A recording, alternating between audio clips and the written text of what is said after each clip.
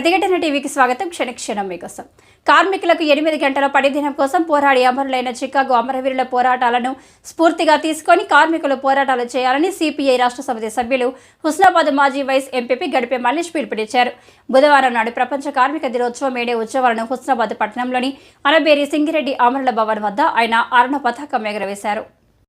అనంతరం sawmill workers RTC bus depot వద్ద AITUC అనుబంధ సంఘం RTC private driver cleaner workers association bus Bhavan వద్ద మండలంలోని గాంధీ భవన్, పందిల్లా, పొట్లపల్లి గ్రామాల్లో మహాత్మా గాంధీ జాతీయ గ్రామీణ ఉపాధి హామీ పథకం పనులు చేస్తున్న కూలీల వద్దకు వెళ్లి గడిపే మల్లేష్ మీడియా జెండాలను ఎగురవేసిన మీడియా కార్యక్రమాలను ఘనంగా నిర్వహించి శుభాకాంక్షలు తెలిపారు.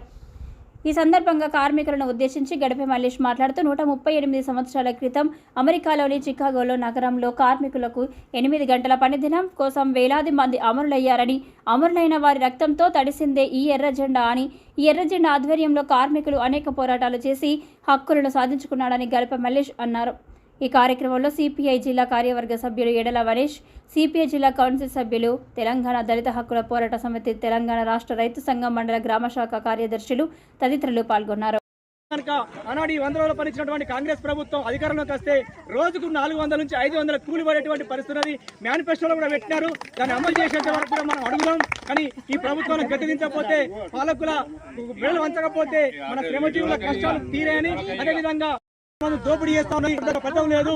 డీజిల్, పెట్రోల్ ధరలు పెంచి, జీఎస్టీ పెంచి, నిత్యావసర వస్తువుల ధరలు పెంచి ప్రజలు పేదవాళ్ళని మోసం చేస్తా ఉన్నారు. కాబట్టి ఈ ప్రభుత్వం మళ్ళీ అధికారంలోకి వస్తే కనుక మన బతుకు చాలా ఇబ్బంది అయ్యేటువంటి పరిస్థితి. గ్యాస్ ధర చూసిరు కదా, మీరు చూసినారు. 1000 రూపాయలు 1200, 1300 పెరిగినటువంటి పరిస్థితి.